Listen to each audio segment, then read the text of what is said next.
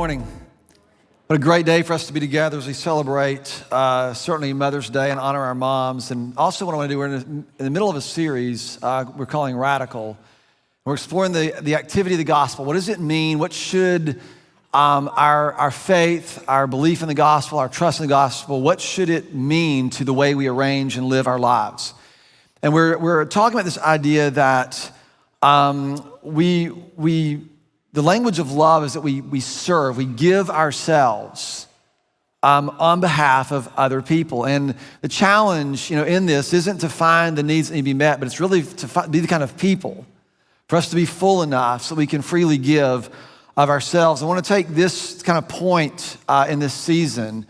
I want to talk about generational responsibility and what it really means to sort of arrange our lives or organize our lives for the sake of the future. Much of my life, just from the beginnings of this church and just the way I think, I tend to live in the future. I enjoy very much thinking about things that are to come and et cetera.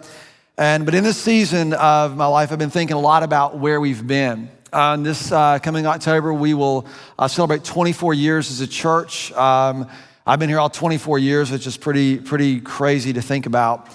And thinking a lot about the beginnings of our church. When we started Port City, we were in a home with about 20, probably about 6 families. So it was like a group of adults and then some kids, high school kids, and then we went to Rolling Grice Middle School. And we started in Rolling Grice Middle School. There was probably about 20 adults. We used to call them adults with jobs because that's what mattered. About 20 adults with jobs, and then all these college students. And I was 29, just turned 30 years old. I looked about 12. And so I always dressed to try to act like I was 40 because I needed some people who could believe that we were actually going to be a church. And so everybody would just say, oh, y'all are a church for college students. Y'all are a church for college students. And even in those very early days, when we thought about being a church of college students, we weren't a church for college students. We were a church of college students. Like people were showing up here, and it was always about thinking about the next generation. It wasn't just about reaching college students. It was always about making sure that our eyes were on the generations that were to come. This is 24 years ago. We didn't have good language for this. I just remember very, very vividly, very specifically talking about this. We are not a church for college students. We're a church that's concerned for the generations to come. It just so happens that we were only one generation ahead of that generation behind us. And, since then, we've built and a lot of things have happened. But some of the core ideas that came about who we've become were sort of cemented in those early days. One of the other things that you would hear often, people come and say, because we have our Grow Zone, which is our birth through 4-year-olds, met in a cafeteria. And one of the earliest services we had, we actually had a kid wander out of the cafeteria. We were in the closing song of the service. I was sitting on the front row, and the little kid just comes walking out on the stage. I'm like, I don't think it's supposed to be happening. So we got a lot of Grow Zone volunteers on that day, man, because if kids are escaping, we need people in there. And but we were just always focused. I remember we used to say this. One of our original Grow Zone director, her name is Donna Piner. She would say, "We don't have nursery.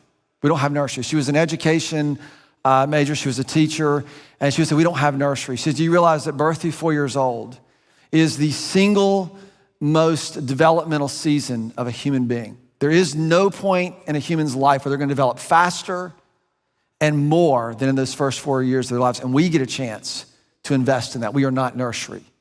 We are the ones who get to expose them to trust and safety and care of the church in really profound and meaningful ways. We don't just sort of babysit so that parents can come and do big church. There's a vision behind what we're trying to do to invest in the lives of our students, to invest in the lives of the next generation, to ensure that who we become, right, is sufficient and can be carried on by the generations that are yet to be born. It was always this way from the very beginning. In fact, it's really interesting. There's pictures now of this happening. There were college students who were in this very first service. Clay is one of them. Clay and Courtney, I thought they were Clay and Courtney were both freshmen in college in those first years of the church. And Clay is now our campus pastor here. He's like a grown adult. He's been married. His daughter is about to graduate from high school. So you're seeing this sort of continue on, and there's still belief in what we're doing and investment in these next places. And this requires us to consider what it means, right? To take responsibility for the next generation. We weren't just trying to prioritize college students or even the next generation, but what I think this is really about, it's a generational responsibility that we have to each other.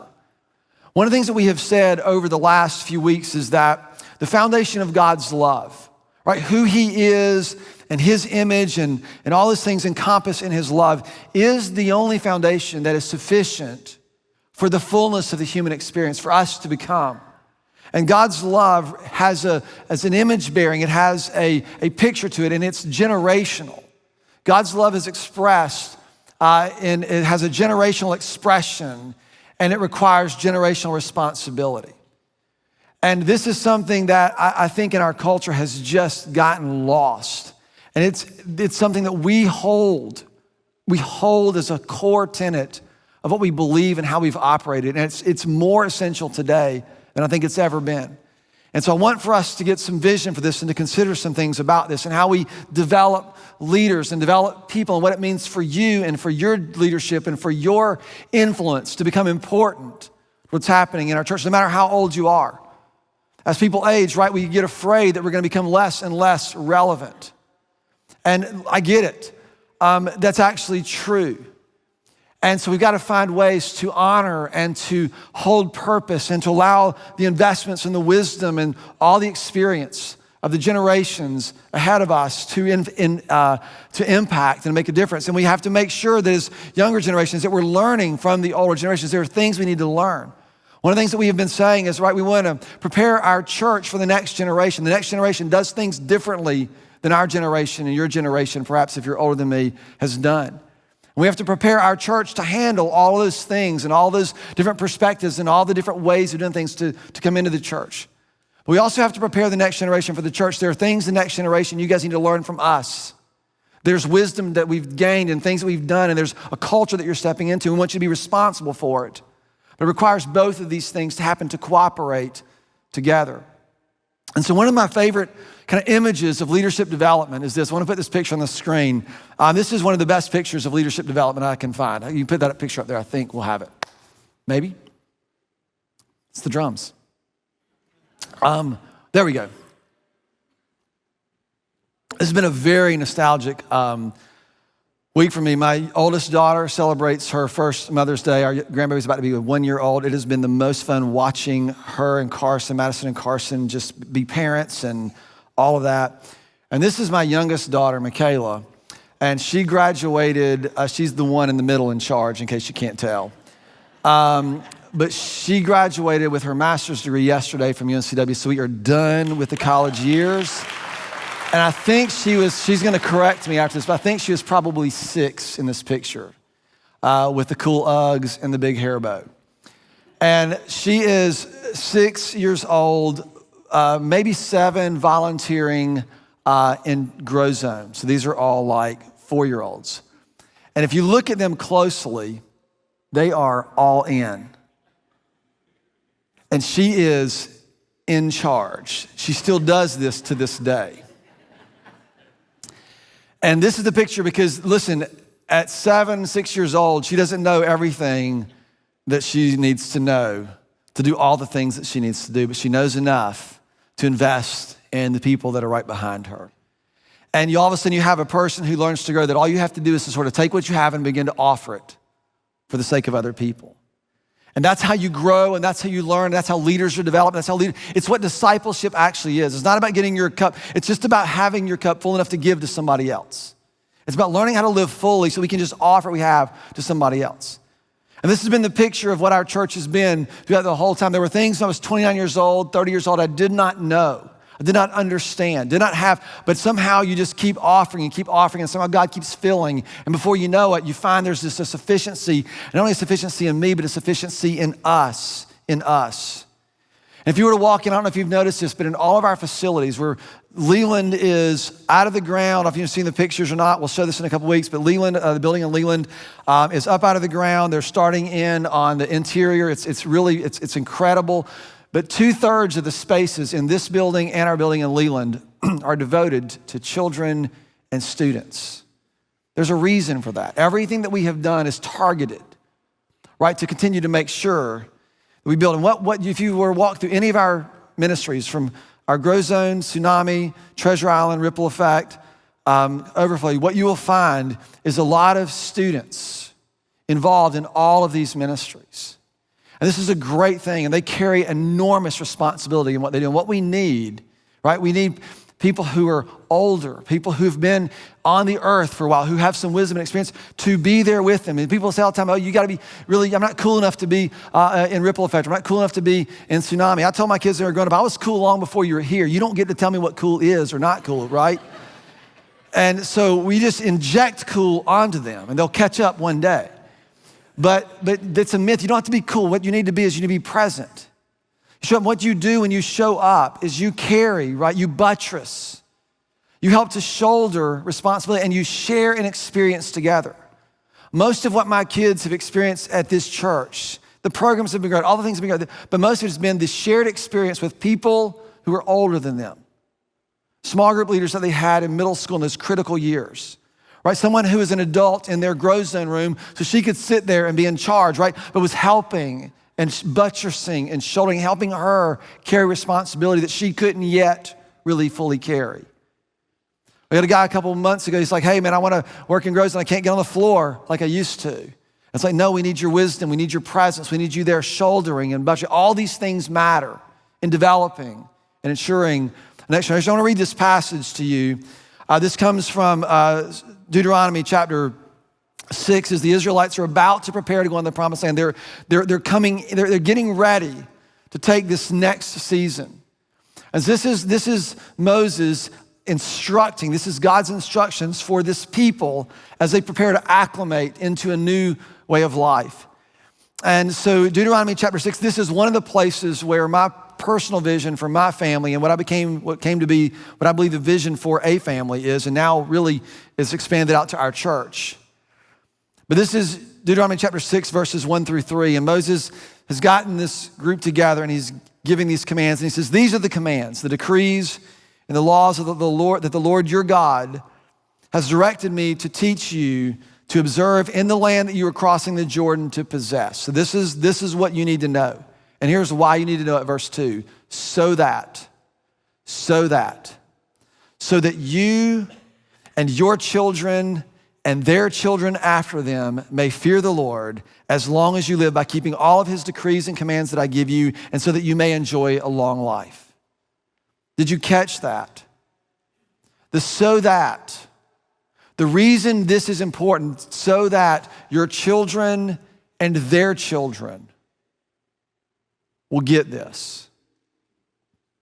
It goes on, verse 3, hear, O Israel, and be careful to obey, so that it may go well with you and that you may increase greatly in the land flowing with milk and honey, just as the Lord, the God of your ancestors, has promised you. He's just connecting it to the ones who've gone before and the ones who are coming after.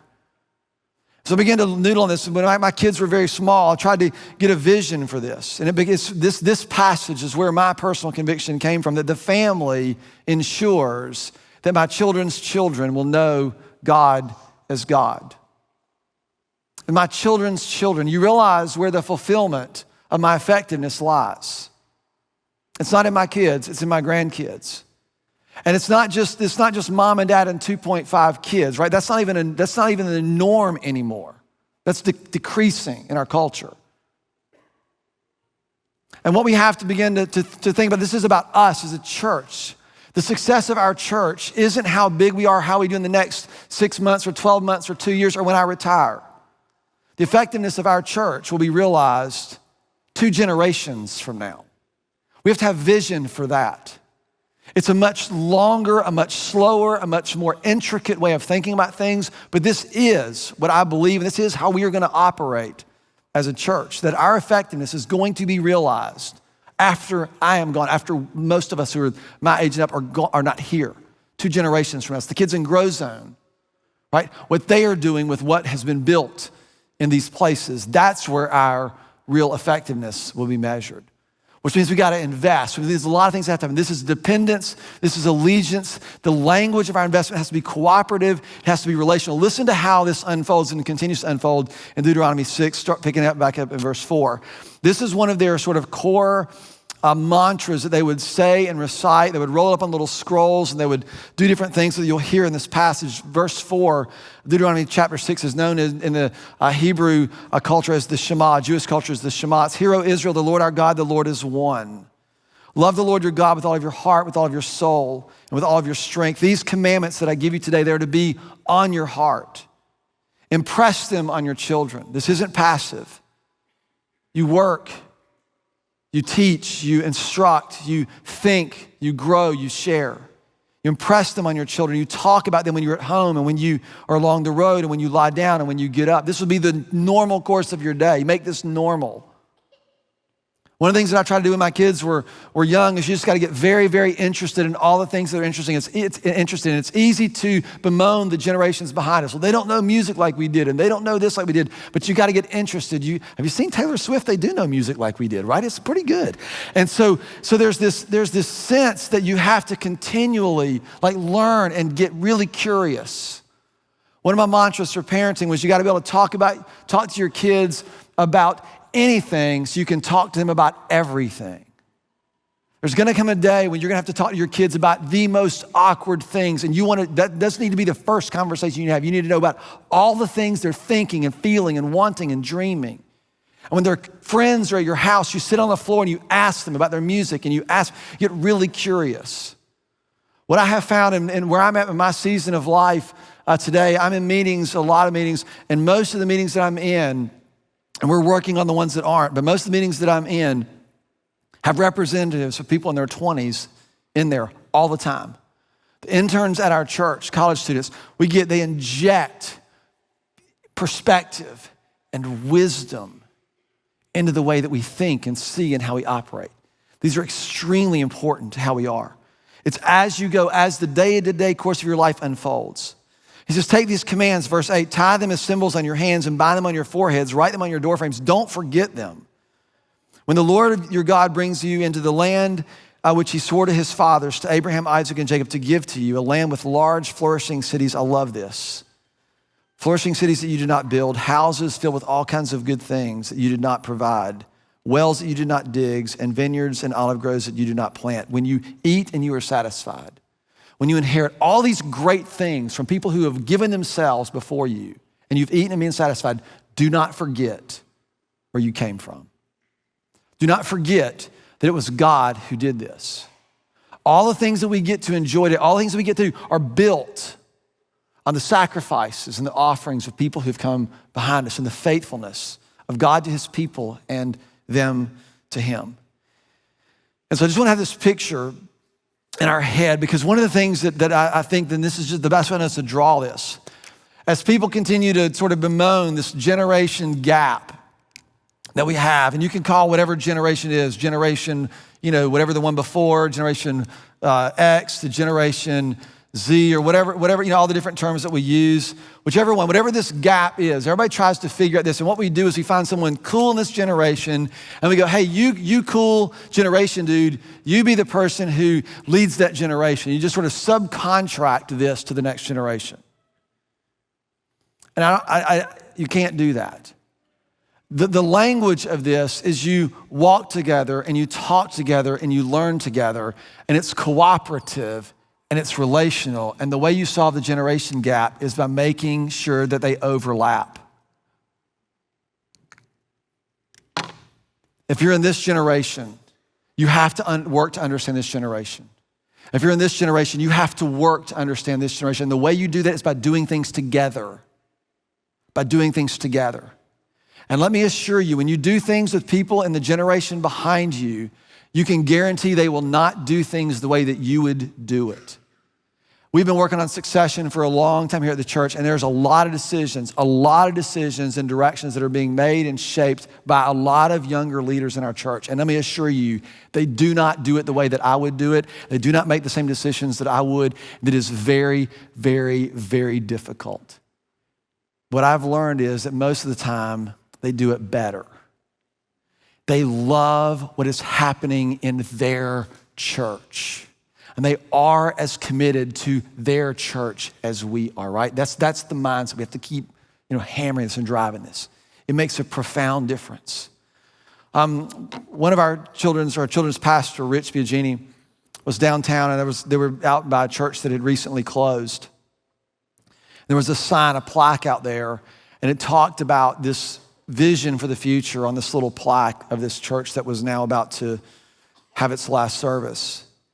And it recalled, or we were talking about this in the hallway, and he said, it reminds me of a quote from a book that he had just recently read, and the quote is this, that a church is only as strong as its youngest members. And so in other words, a church is only as strong as our willingness to prioritize the generations to come. And make no mistake about it, this is a challenging season, not only of our church, but in our world. And we need great leaders.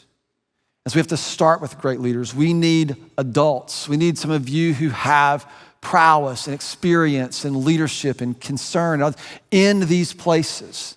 Not to take over, but to bring your presence, to buttress, to shoulder, to help.